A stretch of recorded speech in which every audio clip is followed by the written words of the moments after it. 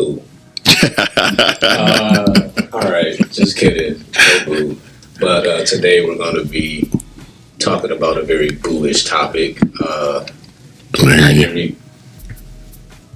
How about now? Perfect. Is that better? Perfect. All right, we can hear me now. So welcome to Lessons in Deeper Wisdom today with Nishan and your boy Higher Thought, the light bulb of Higher Thought.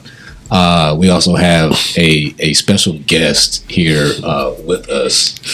We got a friend of ours, Chantel, who's on the show with us today as our third hand. Hey everybody. Yeah. So she's gonna interject when she feels like she wants to interject, when she got some questions, when she wanna butt in. When she think we're crazy. Yeah. Thank you guys for having me. Thank you for being here. We appreciate you. Yeah. So I'm excited to have her on. But Yes, I'm excited to be here. Thank y'all so much. We're about to talk about some wild stuff, so I gotta get ready. we'll see if you're thanking us after we're done. So it started good. Yeah. So with that being said, today's topic today, ghosts and spirits. Are they real? Dun dun dun.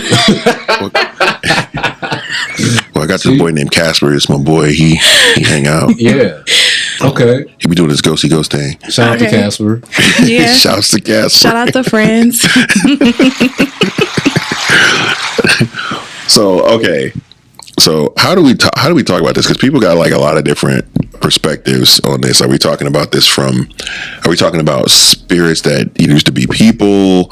Are we talking about like Hollywood's version of ghosts? You know, we talking demons? What are we talking about here?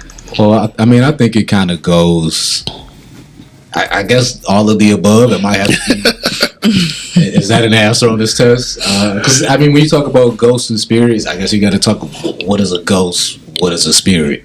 A ghost is the disembodied, energetic form of a former living person. So, what is a spirit? Same thing. Are they synonymous? Okay. I think they're synonymous. Yeah, I mean, it depends on how you look at it. I feel like, because to me, I also see spirit as both, disembodied person, but spirit to me gives a little bit more something that may or may not have been human before, but more or less shows up as an expression as well, if that makes sense. No, and that's what a spirit is to you.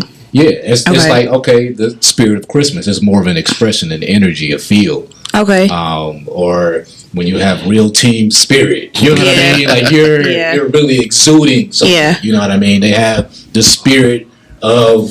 Even when somebody passed away, they said that the spirit will live with you or be with you. So. Well, okay. So I think what we're playing with are is terminology, but ultimately what we're talking about is the same thing. Yeah. You're talking about energy, and whether this be the conscious energy of a person, or we're talking about the energy of, like, because in native traditions, there's spirit in stone, there's spirit in animals, there's spirit in the sky. Everything has a energetic matrix that we call spirit. So if that's the case, and we're talking about energy, then specifically we can swap the term around, but ultimately what we're talking about is the energy of something that is or was, quote unquote, living. Yeah, because science is now discovering that if you go by the term living, it can be defined, by even what we consider to be inanimate objects. So, I mean, there's life in all things. This planet is a living thing. So, when we're talking spirit, we're talking about all of that, and that can get complicated real fast. But I think most people would say, if you're talking about a ghost, you're talking about somebody who died and they're kind of sticking around, right? Right. In a way, yes. Okay. Yes. I would say so. So then, are you scared of ghosts? Am I scared of ghosts? Yeah. I don't think so. No? I don't think so. Have I tell the truth? Have I been scared? Yes. Okay. Have I been scared? Yes. But I think I don't know if I would call it scared. I mean, as I got older, I was less afraid. As a child, definitely. Well, yeah. As an adult, Have I been scared? Yes. Am I afraid? I wouldn't walk into the situation being afraid, but have I experienced a moment where I was? Yeah. Oh yeah. I've been there. Okay. I've been there. So I come at this from a different perspective. Okay, I come at it from the perspective of I've been in the craft now for, as we discovered, 15 years, 25 years. Sorry, I keep dropping that 10. For 25 years, I've been in the craft. So I have experienced some things. I have learned some things. I have studied some things. I have done experimentation in the craft in order to interact with certain things. So I have a different perspective on ghosts than most people. There are, for our house, my wife and I, we have certain rules. There are only a select number of what we call non-corporeal entities that are allowed in our house. Only certain spirits are allowed in. Her grandmother, my father, my grandmother. Okay. Other than that, I specifically put up wording to make sure other entities don't walk in my house. Matter of fact, when we were on the shoot, like spiritual ADT. basically, well, because when you start to understand, we start to work in the craft the way I do, you start to understand that everything is energy, and if everything is energy, then spirits are energy, and you can block that particular form of energy. Most people don't have that concept, so they think spirits are just things that can walk through walls. Well, yeah, they're on a different vibrational plane than the rest of us, so they can, but you can still block them if you make a wall in the same vibration that they're on. So for me, I am very aware that spirits are real, that ghosts are real, and that not all of them are friendly. So like Ouija boards, I don't use or allow anybody in my house to use, because that's literally you opening a door for a spirit to come through and talk to you, in which case you don't really know what that spirit is. Just because it says it's your grandma doesn't mean it's your grandma. Yeah. How long does that stay? Like if you use one of those boards? Forever. So once you open up that portal, that's it. It doesn't close until you close it. Yeah, I feel like it's like a door. Literally, it's a door. Okay. You open the door, and you kind of leaving it open to whoever or whatever wants. Yeah, because like you said, it may not be who they actually say they are. Usually, it's not. Simply because of the fact that, everything goes through its transitional period. Everything incarnates for a period of time and then goes on to whatever its next incarnation is, whether it's to transcend into another life through reincarnation or rebirth, or to move on to its next vibrational incarnation. For something to stick around, there's got to be some problems involved. It's tied to something. You know what I'm saying? Okay. And at least in my estimation, and calling something back is it can be done. But in my understanding, it requires some work. You got to actually do some things in order to call a specific entity or spirit back by name. Okay. And 99% of the people that I know have no idea how to do that. So when you're playing around with a Ouija board, you're just kind of opening a door and saying, "Hey, grandma," and then whoever hears goes, "Sure." Yeah. Grandma. I can be grandma. I'm grandma. I'll be your grandma. You know what I'm saying? So, and you know what is funny? Because I could see that happening just because they're like, oh, this will be fun. Exactly. Yeah. This will be fun. I'll play because they might want somebody. You know what? Dang, I haven't interacted with people who would actually talk to me in a while. Because, exactly. But see, those spirits always have to be bad, though. No, not necessarily. Tricksters. Well, I think of it more like this. Think of it more like whenever you dabble, and this is what I tell people about magic in general. Whenever you go onto that plane and begin to dabble, what you're doing is think of yourself in the middle of the African plains, and then you light a bonfire.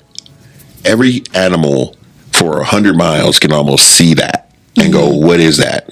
Some of them get curious and will come and look. That's what you're dealing with. Now, some of them are animals, and they are just, just like a lion. If you look delicious, guess what? And some of them are just, they just want to play with you. They just want to goof. Think of a cat playing with a mouse. The mouse doesn't like it, but the cat thinks it's hilarious. Yeah. So it's a moving toy. Look at it. Look at how it screams. So it's more like that. It's not necessarily malice. It's more like you're just an inconvenient little toy who doesn't understand what you're doing. Yeah, that's kind of fun. It's funny that you mentioned it, like, okay, lighting a fire. Right? Yeah. Because I almost kind of see it as everybody is a light, right? Mm-hmm. And in the spiritual realm, that's how kind of you show up, is like a light. And so now, when the brighter your light, the more attention you draw. You draw. So, like, even those people who are, I guess, more, because we talked about the veil last time, or I guess more able to see easier beyond that veil, naturally, maybe the lights will be brighter, whether they know it or not.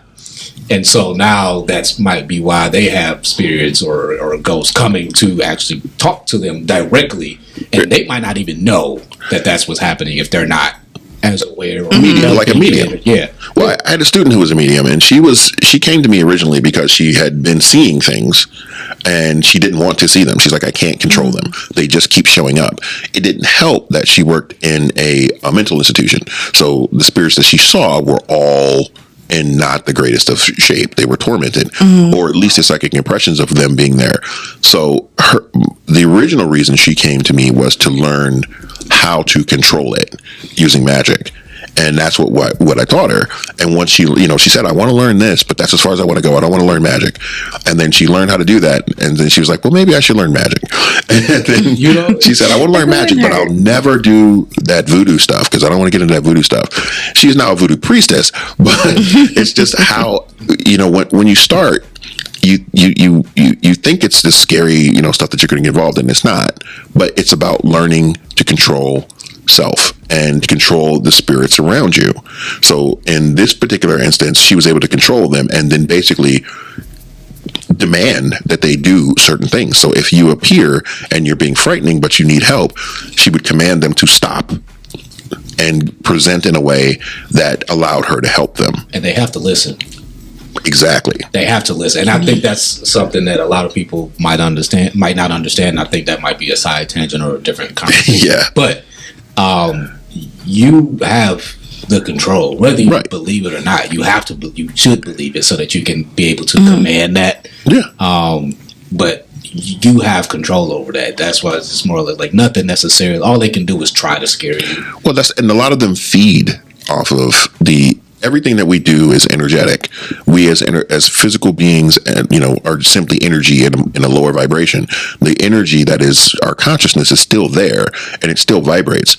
Our emotions will, kind of determine how bright it vibrates, or it's sort of like throwing emotions into it. It's sort of like throwing an accelerant into the fire. It flares it up and it makes it, a little bit brighter. And when you if they can scare you and they can feed off of that extra energy that you give off of, then they will follow you. And that's why you get people who you get what they call hauntings, where, an entity follows people and, constantly scares them. It's because it's feeding off of your energetic, your energetic, waste as you're giving it off from your fear. And that's why they continue to keep going on, on and on and on. Those types of entities are going to continue to scare you because it's how they feed. And those things grow to both. Yes, they can. Power and ability. The more you, and you know what? It reminds me of the Amityville Horror House. Yeah, like that is wild to me. The fact that it has that much control over. If the story is as it was told, to have that much control over, or someone letting it have that much control over their psyche to do certain things. Well, you have to think of it like this. There are veils in between the various vibrational states. There are levels between, just like the lines on this table, there are barriers in between. For something to penetrate that barrier requires a significant amount of energy. So the whole practice of witchcraft and magic is about penetrating that barrier in order to affect change in this higher vibrational plane, in order to have it filter down into the lower vibrational plane. That's the entirety of what magic is about, is using will and intent to influence the vibrational planes that are higher than the physical in order to affect the physical. Those things that exist on this higher vibrational plane can't necessarily penetrate that without intent and will from someone on this side, or something occurring like a trauma or a massive release of energy, like if someone were murdered, someone, died in a terrible way or had a really emotional outburst at the moment of death. That sort of trauma can penetrate the barrier in that place and leave a psychic impression that is basically sort of a hole between the vibrational planes. So what a spirit can do is use that to come through. So especially their vehicle. Right. And when you're talking about demonic entities, you're talking about something that doesn't necessarily have your best intentions at heart. It's a nasty creature that is, feeds off of those negative and horrible emotions. The more horrible they are, the more it feeds. So it wants to come through specifically using that method. So it wants to goad people to do things like that so it can feed on that energy. So in a place like Amityville, you're looking at a trauma that happened. A big one. And then from there, the hole was opened, and then something else may have come through. If everything is true, I don't know everything in Amityville was true. Yeah, that's what I said. If you know what I'm saying? So, as it was told. But as an example, those sorts of things that happen in those sorts of areas leave a psychic impression. Like with my student, she was working in a place where people died horribly. I mean, I don't know if you've heard about what Michigan used to do with, people who are mentally ill. I've heard. It was not good stuff. I heard enough. That's what and they actually they have the old mental institution house over, and when they said they would turn it into a haunted house. Yeah, like my son wanted to go there for Halloween. I was like, do not go there and bring something back to this house. And it's funny because I don't want to say it's funny because it's not funny, but I say it's funny more or less. It's interesting to me because it's, as much as I like haunted houses, I like the entertainment factor of it. Mm-hmm. And I wanted to go too, but it was something just like, I don't know, because it's. I feel like you're getting into something that can be dangerous. Yes. So because now not only are you opening up that place to you're opening up the door there is already open, right? Mm-hmm. And the things that have probably went on there it's a thing. They left an impression. Left an impression. And while that place is already known to actually be haunted, you are now going to open it up as an attraction. Yeah. Feeding more energy into it. Which is scary because it's like, for people who are very energetically sensitive. Yeah. Especially such as myself. That's why it gave me the pause. Like, would it be fun? It could very well be. Mm-hmm. But at the same time, considering what the possible consequences are not what I'm aiming for. And I think it's very, very risky because there's no ethics, there's no committee, there's no police. There's no spirit police. The only protection you have is the protection that you bring. Yeah. Period. And they do. I've always wanted to, because as a kid growing up, I used to watch The Ghost Hunters. Yeah. Right. And it used to annoy me because I would watch so many episodes just for nothing to happen. Ever. Yeah. Ever. Nothing ever actually happened. Like you would get we saw an aura. Cool. Yeah. Oh, we heard this loud bang in the back. Cool. But they never actually really caught much. But you also don't get information like this on those shows as well. You need to explain it. Well, believe me, I understand. I was a skeptic. I didn't believe any of this stuff for the longest time. And it wasn't, like I said, I told you before, it wasn't until I got into the craft that I began to understand what these things were and how they interacted.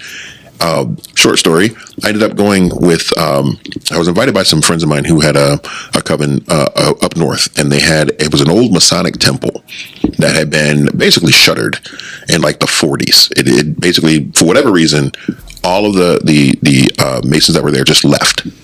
And I mean, when I say they left robes, they left books, they left it's like they were sitting down doing something, and they all just got up and walked out. And then they shut the place and never came back. So the reason they were called up there is because the guy who was trying to renovate the place, his daughter they were going through the place and they found this mirror. This mirror had been in the sanctuary in a closet for 40 plus years. Now, which they took the mirror out and it was very ornate, very nice, but his daughter couldn't stop staring into the mirror. And I mean, for hours at a time, she would sit transfixed to this mirror. So they called the coven up. They're like, we need to do something because I don't know what's in this mirror, but it ain't good. And my daughter is obsessed with it. And then they called some ghost hunters out there to sort of monitor while because they said, well, you have something in this mirror that we need to get rid of. So we're going to try to lock it into this mirror. And so I said, so they invited me to come up because, I wanted to film some things with them. And they were like, you can film us doing our thing. And, we know you're a practitioner, so we know you can be safe. So we show up. They start doing this ritual and they're getting ready to set up for this ritual. And behind me is this door. And I'm like, I can feel something behind this door. And people are like, okay, yeah, that's the chapel. That's where the main area was. It's been in darkness for 40 plus years. And I'm like, I can feel this thing on the back of this door. And one of my students was with me. He was like, yeah, I can feel that. And it's talking, man. He was starting to get scared. He's like, I can hear it. And I'm like, nope, it's time to go. So I'm like, I'm not worried. I'm like, I've been initiated. I am, at that point I was a high priest. I'm like, I'm not pressed. So I put up my little wards and I was like, you're not getting to me. I'm good. Then one of the guys who was the ghost hunter ends up like coming over to this door and he's just like, I just really want to go in this room. I need to get in this room. And he's like rubbing the door. That's trippy. So I'm like, trippy. Has anybody like shielded these people? And so they were like, well, no, we didn't think I'm like, before we start anything, we had to teach these people how to ward and shield and how to protect themselves. I'm like, you can't have this kid up in here doing this ritual without any sort of protection. Even that tone, if I'm seeing it, I see that, I'm like, okay, something's got a hold of you. Right. Yeah. Something's got a hold of you to draw you, to lure you in like that. Especially if He said the door, that's different. He said it felt like something was pulling at the center of his chest, pulling him to that door. It's a draw. Wow. And I'm like, you can't go in there, bruh. That's not safe. So, that was actually the last time my student went with me anywhere like that. He was like, yeah, I'm not doing that no more. That was wild. And they ended up trapping this thing in the mirror and then took the mirror, out of the sanctuary. But it was like one of those things where it's like, you can play with that as a joke if you wanna, but then you open doors to things that are, they're not like the movies. They're not going to have this, set form and here I am and I'm going to appear as the nun or whatever. It's not how that works. It is something that is non-corporal, has no form, and you physically can't stop it unless you have an energetic barrier that you can put up. So are all of them harmful? No, but you don't know which ones are and which ones aren't. So you got to know how to protect yourself either way. That's all I'm saying. Yeah. That's wild. Because I'm envisioning that as you're telling it, and I just even the immediate thought of, okay, this mirror has been, I hear mirror locked up in the dark for 40 years.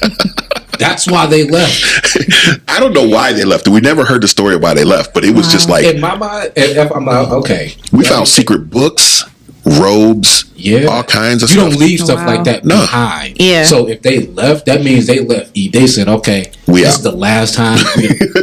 Whatever, close the door, lock it, let's go. We out. Yeah. Let's go. That's what that was. So where did the mirror go? When they took it out. Okay. The coven took it. That was, you're talking about a coven that they like that sort of stuff. I don't deal with spirits very often. I don't really like it because I can't see them. So it's like, but they like playing with that stuff. So they took it and they took it to their, back to their coven stead. So I don't know what they did with it. Hey, that's what I said. I'm like, where did it go? Like, who has it? What did it? Yeah. My worry would just be what they would do with something. Well, they didn't practice anything dark, so I don't think they would do anything negative with it, but they definitely kept it out of the hands of that girl. She started acting normal like immediately after they took that mirror out of there. Yeah, I'm sure, because it was trying to draw her and feed off of her somehow with that sound. Yeah. But at least get attention. They wanted attention. Well, you got to pay attention. You got to pay attention to stuff like that. So, like, another short story. I'm sorry, I'm dominating stories here. I apologize, but an ex of mine decided to go to an event similar to what you were talking about, but it was at a cemetery, And so, my son at the time, he was, a teenager. He didn't believe in any of this stuff. He thought it was, oh yeah, whatever. Dad's into that woo-woo stuff. It's weird. And so I'm in the back in the room on my computer doing my thing, and all of a sudden I hear yelling going on in the kitchen, and I'm like, "What are you talking about?" And my son comes. He's like, Dad, you gotta come. And I'm like, "Okay, what are we doing?" I go into the kitchen, and they're like, something is knocking things off the counter. And I'm like, what do you mean something? It's like something that we cannot see is moving things on the counter. And sure enough, right when I walked in, the spatula that was sitting in the middle of the counter slid to the end and then flew off onto the floor. And he's like, that's what I'm talking about. This is freaking me out. And I'm like, and I looked at her, I'm like, what did you do? And she's like, well, I went to this thing. I'm like, went to this thing. Did you shield before you came home? Well, no. And I'm like, fine. So I can put up all the shields I want to, but she has permission to walk through them. And if she walks through them carrying something, she brought it into the house. So basically, I had to banish everything in the house. I had to reset the wards and get everything out of there, because it's like you once you invite something in, it doesn't have to leave until you tell it to leave. And it's a lot of people think it's cute. They think it's funny. Oh, look, we have a ghost. It moves the mirrors, or it makes the doors open and close. It makes noises, and it smells like flowers. I don't care what it's doing. I ain't invited. Well, that's what I'm saying. You know what I'm saying? Yeah. I don't care what it's doing. I did not invite it. You're an unwanted guest. It's cute till it's not cute. Get out my refrigerator. Wow. It's cute till it's not cute. Exactly. And eventually, that thing requires energy in order to sustain itself on this plane. It's going to keep doing things to get more and more of a reaction in order to be able to do things, So what if that type of thing happens and you haven't previously went to anything where you had to shield or guard yourself from? Like, if things kind of just, hypothetically speaking, maybe fall off the wall, that's never fell off the wall. Stuff falls off the wall all the time. I mean, it's just, stuff happens. I don't equate everything to being supernatural. You know what I mean? A lot of people do. I don't believe that, oh, well, if there was a rattle, it had to be a ghost. Sometimes it's just your house settling. But when you're in the practice, you start to understand the difference between the two. Usually if something like that happens and it begins to repeat over and over and over and over again, it's trying to get attention. It's trying to get a reaction. And when it gets to a certain point, it begins to break through and can now affect the physical plane and make things happen. That's usually something. If you're in a house and something like that starts to happen, then whatever your spiritual practice is, you need to get on board with that. And I don't say, well, what if you're a Christian? Well, you don't have to practice magic to do it. If you actually believe in Christianity and you believe in the power of Christ, then you got all the power you need. You just use that. But, a lot of people, I'm a Christian, but they don't really believe it. So then it has no effect. It's like, in Fright Night, you have to believe for it to work. But if you're in a situation like that, you have just as much right to banish it as anything else. Okay. So as another, I know I'm story heavy today. I'm sorry. Yeah. I got stories too. my boy, silly young man. He didn't believe in any of this stuff either. So he got a book. I don't know if I should say it because I want people to go out and get it. But well, I should say it so in case say it, and then we can probably cut it if need be. But well, it's called the Necronomicon. Oh yeah, I know about that one. Okay, a lot of people have heard of it. They think it's funny and they think it's a joke. No. So he got his hands on a copy of the Necronomicon, and the Necronomicon is not something you play with ever. Yeah, I was like, for any reason. I don't want to order it. I don't want to touch it. I don't want to see it. If you bring it around me, put it back where you got it. If you get it, you're basically opening the door to some bad things happening. So he got a copy, and he decided to read off the names of the Lords of Hell inside the Necronomicon. He started reading out loud. Oh my God. Out loud. So he reads off these names, right? And he is, and he's like, as soon as he got done, he's like, he realized, he's like, I am screwed. I just messed up in a major kind of way, because he could feel something coming. And he said, I could feel it coming up the street. I could feel it coming up the walkway. I could feel it come through the front door and start up the stairs to my room. Yeah. He's like, I was screwed, and I knew I was screwed. Wow. And he was like, just then my grandmother came out of her room and started praying from her Bible out loud. And that's the only thing that saved my life. And I'm like, your grandmother saved your life that day, because you were done. You were done. You opened the door. You couldn't close. And that's what I'm saying. Do you know you have to answer when you call on them kind of beings and energies? And you don't dabble. You don't play with it. It's not a joke. It's not funny. It's not for laughs. It's, my son went to a freaking event and they started playing around with that stuff. And he was like, it was like 4:00 in the morning. And he was like, yeah, I'm leaving. And they're like, come on, man, we just playing. He's like, I'm not playing like that. My dad has taught me well enough to know if people start playing like that, this is how horror movies start. I'm out. That's exactly how horror movies start. And that's what I'm saying. Like, you don't dabble in things like that because it's not a joke. It's a joke to you. It ain't a joke to them. It's a joke to the uninitiated. Exactly. And when I say uninitiated, for people who don't know, initiation is just, at least you've been given the groundwork of the knowledge to be able to I guess, move forward within the structure of knowledge or wisdom that you're trying to gain. So you if you're not, it's like, all right, to go to a certain college, you have to be initiated by taking a ACT or a SAT. Entrance exams. Yeah, the entrance exam is your initiation. So once you get to college, okay, I've been initiated. I know my basics. Now I can go in these courses or whatnot, or maybe your prerequisites is your initiation to get into higher levels of those courses. Exactly. So that's what I say when I'm speaking on when I say that, or when you say that. I don't care which magical practice it is, whether it's a spiritual practice, your religion is your protection. I don't care what it is. Just make sure you don't dabble in this stuff unless you have been given some sort of instruction as to what to do, how to protect yourself, how to protect others, what to call and what not to call. So as you get a call, I know, right? I know, right? You wouldn't say. You know what I'm saying? So I mean, and that's what I'm saying. You have to be responsible because you're responsible for what you do and what you don't do, and you don't play with this stuff unless you got some level. That's like saying I'm gonna go to the east side of Detroit and I ain't carrying nothing. I'm just gonna walk around. I'm gonna go to LA and I'm gonna wear all the colors I want to wear. You're inviting. You know what I'm saying? You're asking for trouble. Yeah. You're asking for trouble. Welcome to halftime. Give yourself and your mind a moment to rest. Take a slow, deep breath in through your nose. Slow, deep breath out through the mouth. Focus only on your breath. Take another slow, deep breath in.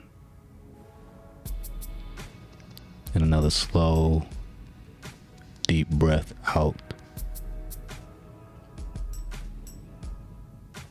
Feel better? Good. We want to take this moment to thank you for listening and watching this podcast. We hope you take something positive from it. Make sure you like, subscribe, and comment your light bulb moments. We also want to thank one of our biggest sponsors that make this podcast possible, Podcastic. Check them out at podcasticlife.com. Back to the wisdom. Those are some wild experiences. I've been out here, man. Experiences, but not those. But maybe because I'm like, look, I'm not playing with that. I would never.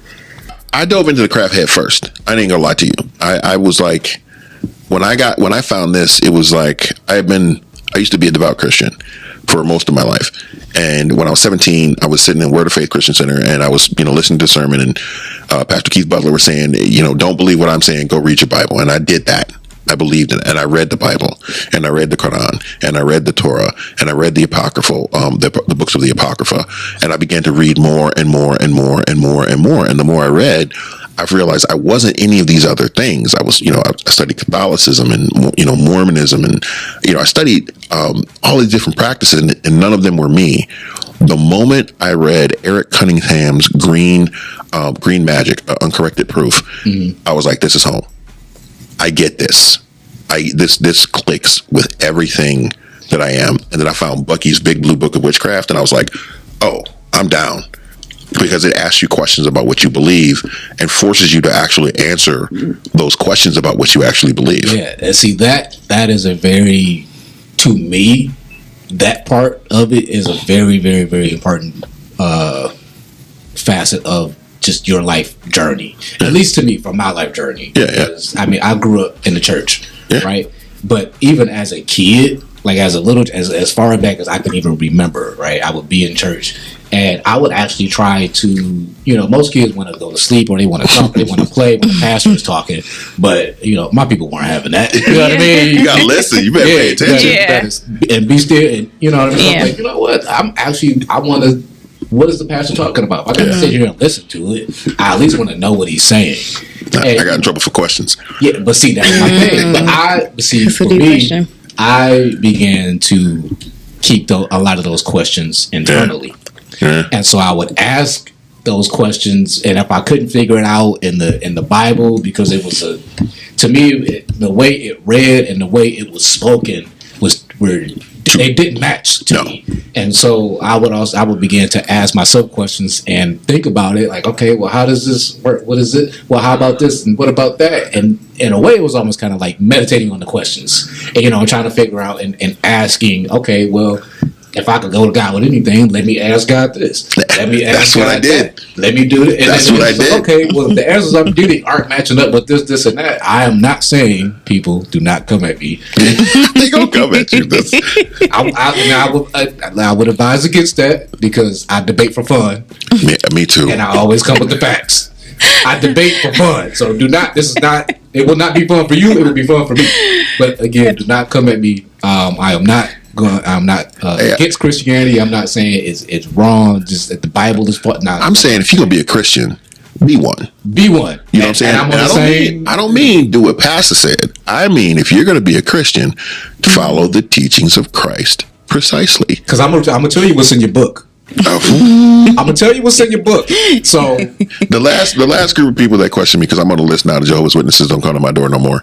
But the last group of people that came to my door, I had them sitting down there with notepads, taking questions back to their pastor. I'm like, if you coming out to save me, you better be able to answer these questions. I had the same thing happen to me with Mormons. They were trying to convert me, and then they would leave the whole. They'd be like, "Wow, like, you've opened my mind up to so much." Exactly. I'm gonna have to go and ask about, like, they had to say, it's like, yeah, we're gonna have to go ask about this, because you're posing questions. And it wasn't like I was trying to denounce their faith. No, I'm just asking questions. I'm like, okay, well, are you saying this, and that? If you're saying this, then how would that? Then if that, then. But that's my point. Putting a web here. I just want to connect the dots. I ask questions as a way of gaining understanding. Exactly. It's not antagonistic. I'm just saying, if you're going to come at me with this and tell me I'm wrong, I'll accept that I could be wrong. I can easily accept that I could be on the wrong path, doing the wrong thing. But if you're going to tell me the right path, you better know what that path is. Don't come at me with just, I think, or, you know, I believe. Well, then that's just your opinion. I'm saying, if you want to come at me with the facts, let's go. I want to debate. I want to find out what you know about your faith that you are trying to convert me to. And maybe I missed something. I could have. I want to know if I missed something, but I don't want to get too far up, because you know we would. Well, I was going to actually bring it back, actually, because I was talking about, like, one of the things that was a part of my Christian path was I believed in the Holy Spirit. I believed in the Holy Ghost, as they call it. I believe in that energy that is formed in church when you're having a truly spiritual sermon with spiritual music and people really getting into the worship of God and truly worshiping, not, you know, pretending, but like for real worshiping when they're invested in that moment. That spirit that is in that place, you know, the collective spirit that they form and the spirit that they are using to connect to the divine at that moment is an intelligence that can gain you information. So, like, one thing that Pastor Butler used to talk about all the time was, don't just read the Bible, invite the Holy Spirit into your experience to gain understanding. And what that literally is opening that door so that entity that is the manifestation of the mind of God can help you to understand what it is you're reading, which is why every time you read the Psalms over and over again, you get a different experience. It's different every time. It's like poetry about life. Yes. So, I mean, I think it's important to understand when we're talking about, you know, that whole realm of spirits and ghosts. What we're talking about is a realm that exists, and there are various conscious entities and, you know, non-human entities that exist in that vibrational plane. And so it's not always going to be your grandma. It's not always going to be the Holy Spirit, but there is a reason that people connect to that. That's the good part about it, to gain information and understanding that they wouldn't normally be able to get. Yeah, and I think that's a part that's left out a lot. And I think for me personally, it was because I saw that it was left out, but to me on the inside it wasn't, because it's like, okay, wait a minute, I'm experiencing a whole nother world that's not being talked about. Yeah. That's kind of being glossed over in Yeah. a way. And so I remember like when we were talking about even just being able to feel, like when you were saying you were in the room, like, okay, I could feel that in the door. Right? Yeah. So I mean, there was always those feelings and you know, for me, but I remember I guess one of my experiences where I realized, okay, this really might be a thing for me is, so we were family reunion and we were down in Alabama, and one of the things we were going to do was go down to, I think it was the Civil War Museum, I think Slavery and Civil War Museum or something like that, down in Selma, Selma, Alabama. And we're just across the Edmund Pettus Bridge.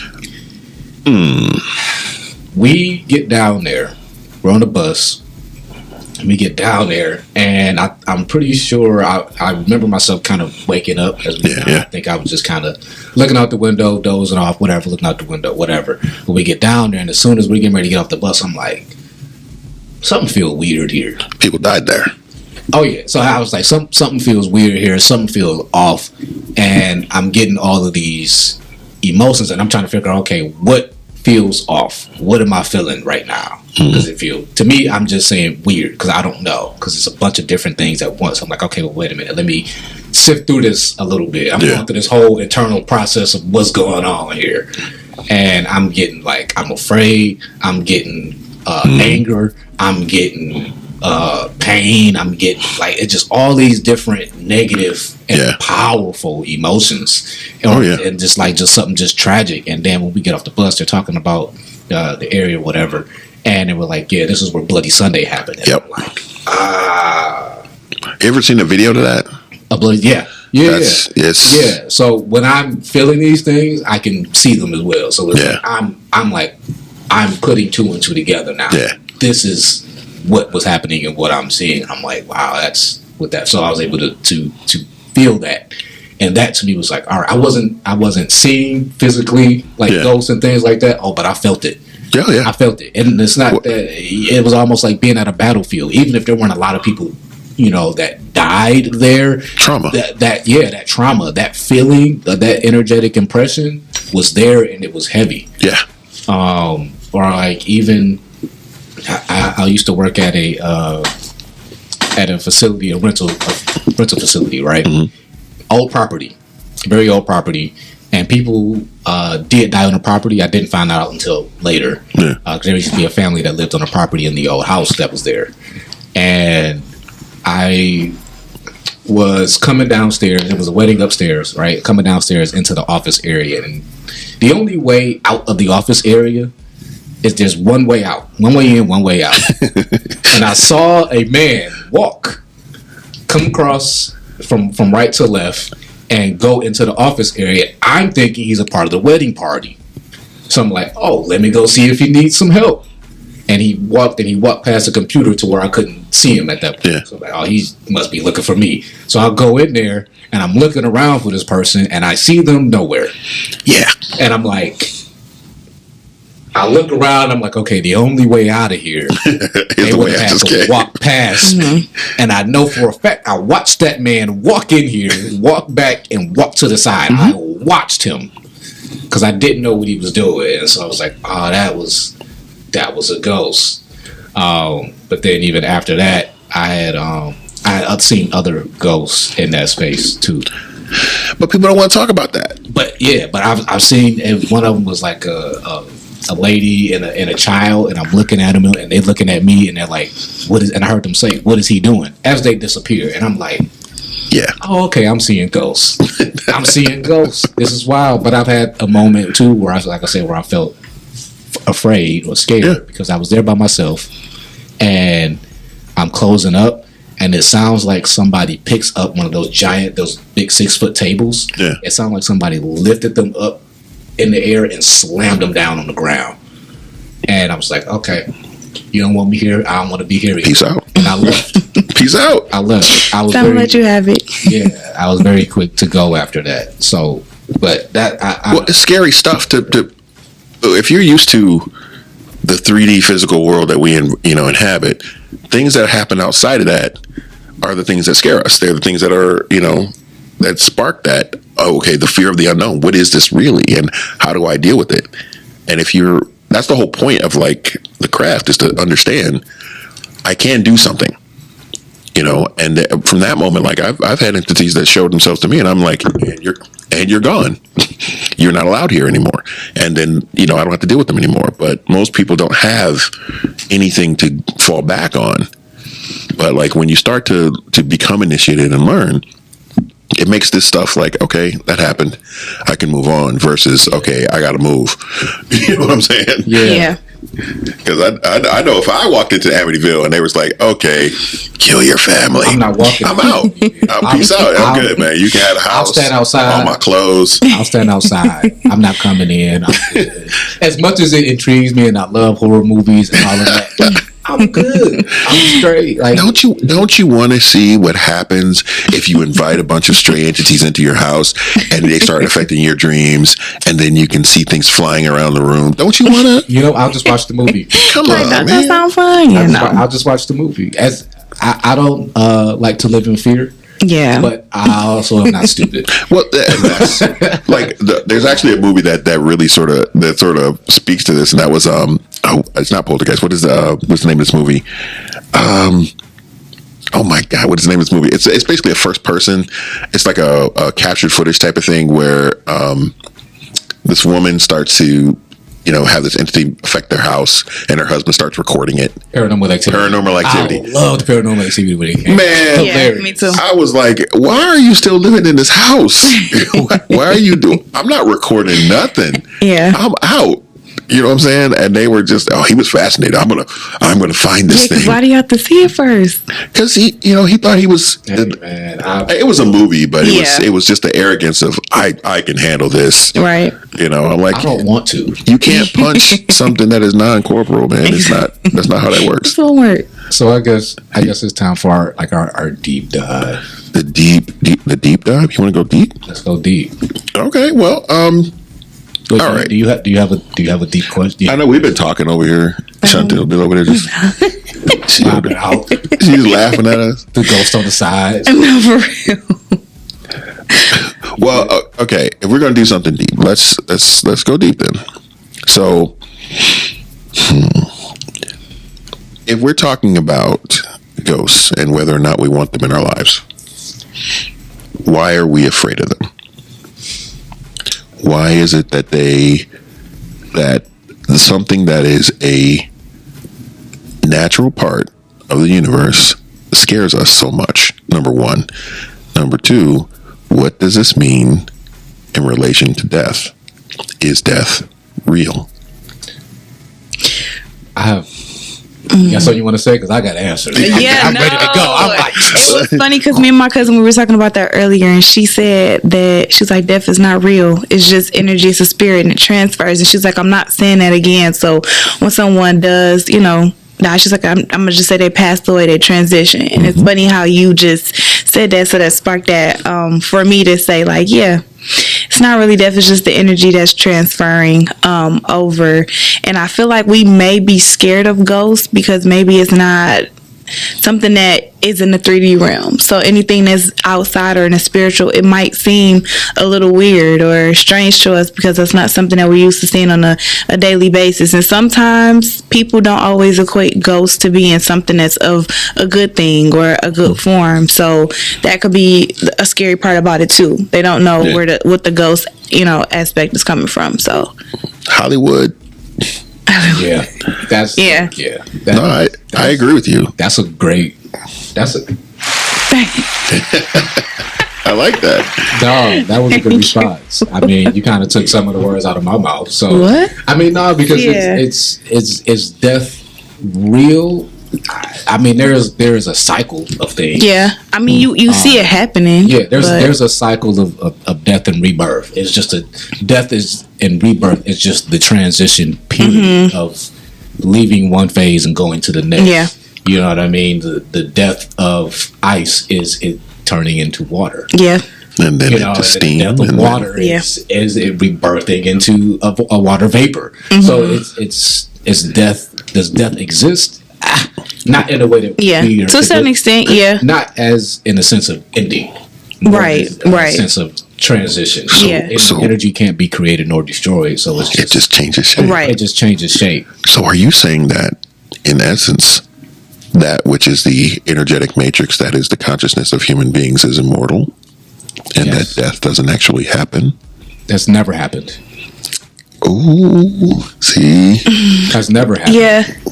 But we just so caught up in just the physical part of it, of the go ahead. Yeah, no, I mean, because it's for something if we're going to think about death in terms of endings, then that means something now has to stop existing, and that energy of what was once existing has to go somewhere into a space of non-existence. But non-existence can't be a thing because it's non-existent. Exactly. So where does it go? Like you said, it has to go somewhere. It has to go somewhere. Yeah. I have a question. I might have name anything that ends. Movies.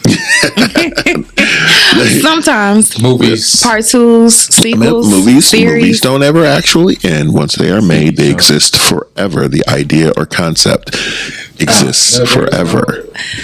Yeah, something that ends. Is this in the same token as nothing like lasts forever type of thing? Anything. Name something that's endable. Well, that's my point. Is like what the problem we have is, and I think why the reason why ghosts and death and all that scares us is that we have created the illusion of an end because we talk about the beginning of the universe as the Big Bang, which scientists now saying isn't true. So if there's no beginning, if there's no beginning and there's no end, then that means that all things that exist have always existed in various forms, and it simply changes. See me? I'm looking. I'm like, because immortality is a scary thing. How do you tell the endings from beginnings? Kaleidoscope. Exactly. Yeah. If you. Yeah, I have a video called Kaleidoscope. If you haven't seen it, look it up on the places that be socials. I literally have the repetitive theme in that is how do you tell the endings from beginnings? Yeah, because there's no such thing, and it's and that's something that's kind of taught to us from the beginning that it is.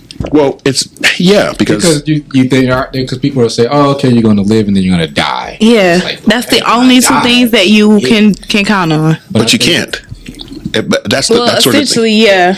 If you think of it from this perspective, that you are an immortal being that is experiencing various lifetimes, then in different incarnations, and you're coming back to the 3D plane occasionally to experience life as immortal, then there is no beginning, there is no ending. There's simply experiences. Okay. And that changes the concept of what reality is. Because there's nothing that you can set something on fire, and all you simply did was separate its components into its base components, and they change one into carbon, the rest into gases, and then they move on to become something else and a part of something else. So there is no, even in the physical 3D world, an end or a beginning to something, simply a transformation. Okay. And looking at it from that perspective changes the fear involved in death and the understanding of what ghosts, spirits actually are. They're simply different manifestations of consciousness that exist on higher planes. I'm not afraid of ghosts. Ghosts don't frighten me. I simply don't allow them in my house because they can interfere with the energetic matrix of my home.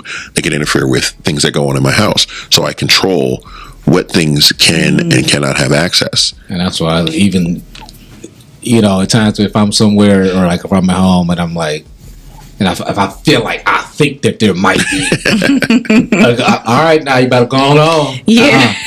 No, I don't want to. So you gotta let them know, like I very much feel you. I see you. I look. Yeah. Go on. Bye. Leave. Oh, you mean you take command of your domain and determine what what's allowed in and what isn't? Absolutely. So you wouldn't say. Hey, absolutely. This is my domain. This is my space. Okay. And I did not tell you to I'm go standing on business. Yeah, I'm standing. I don't care if you just walking through. Go on. Now everybody will think they can walk through. Okay, now that's the one. Well, and people don't understand sometimes like why this limited thinking is dangerous. Okay, limiting thinking about death and life causes grief and sorrow. The loss of individuals. I still mourn the death of my father, even though I know darn good and well my father visits me every now and again.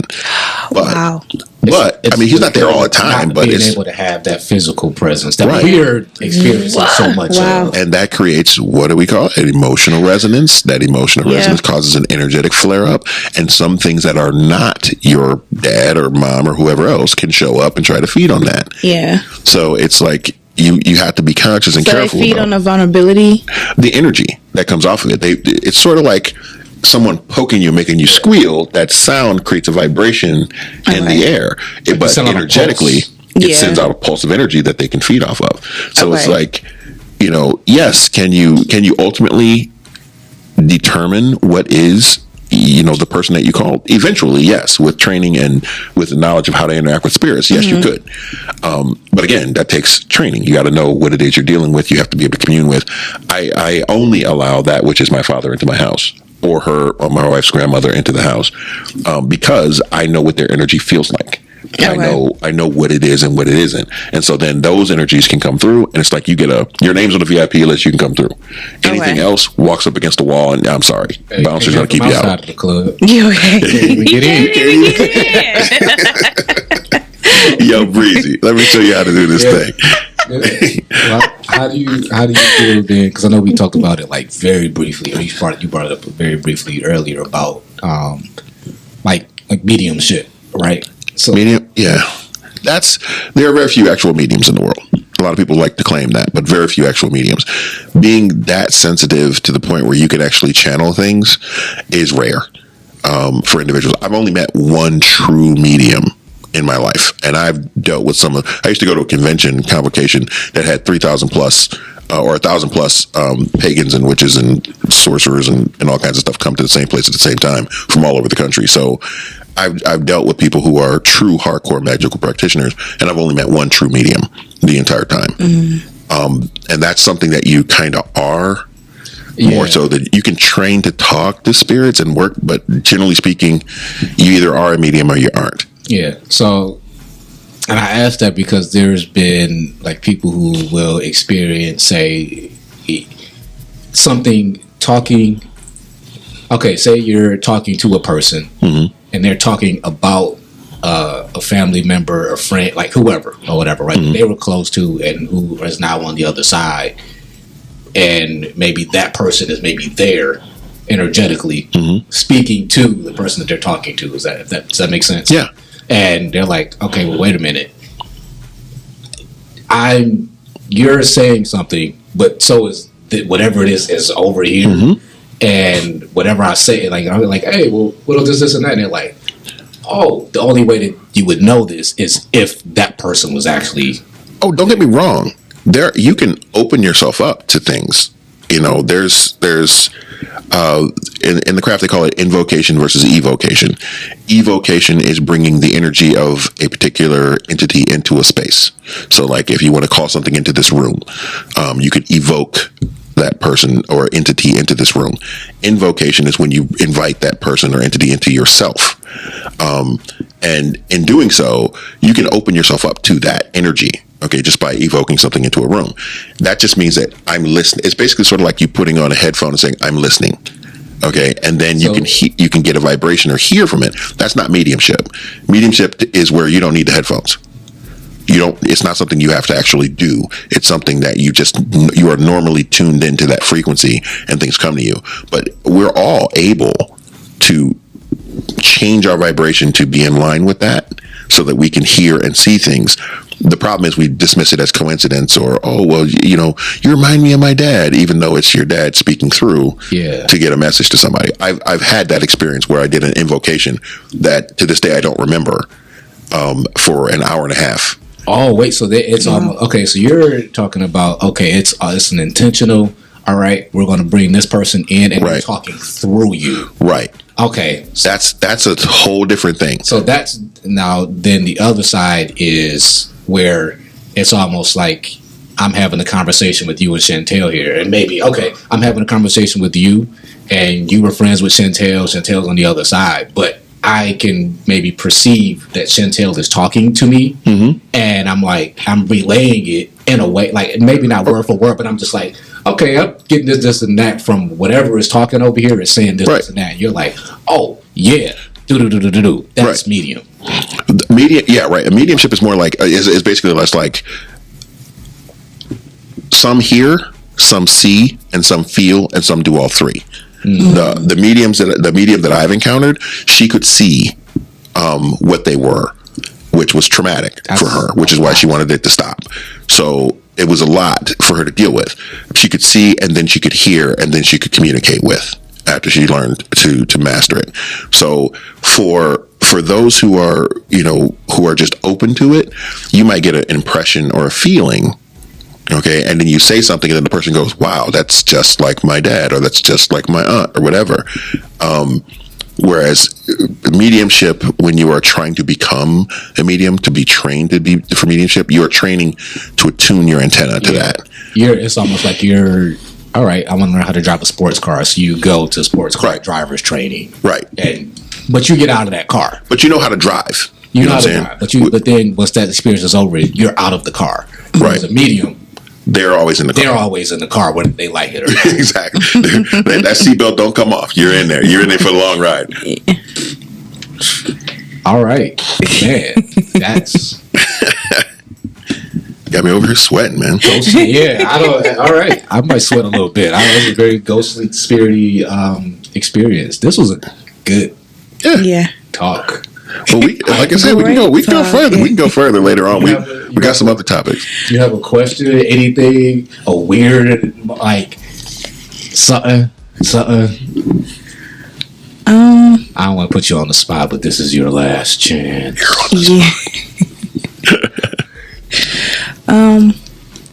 So when it comes to ghosts, I know you said that you have the option to be able to decide who comes in and who does not.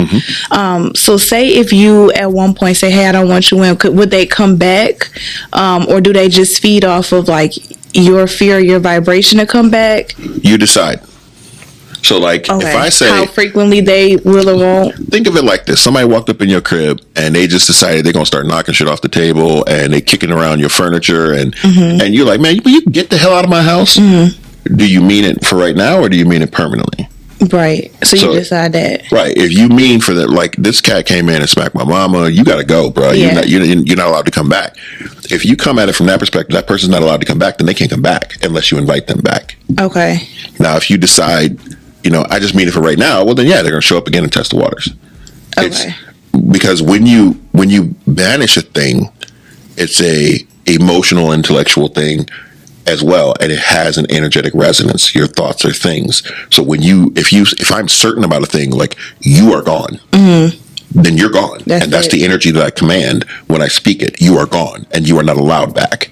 Okay, so what happens if you don't go to anywhere else that invites that in? Like what other ways would it kind of enter in or try to enter in? Generally speaking, it's not a common thing. It's something you kind of have to do.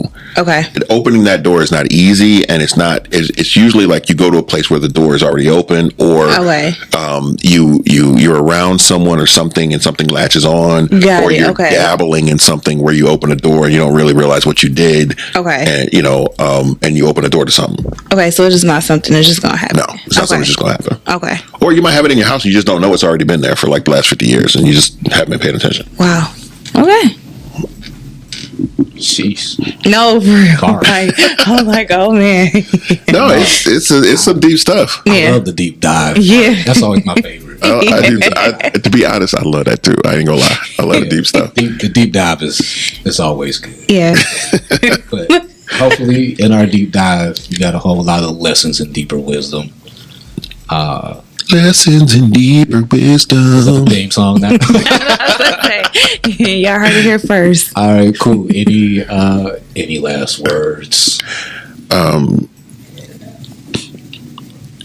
Learn what you're doing before you do it. Don't open any doors you cannot close. Yes. You second that? Yeah. All right. Well, I guess with that, I'll leave you with this. Think higher, follow light bulbs. This has been Lessons in Deeper Wisdom. Peace. Peace.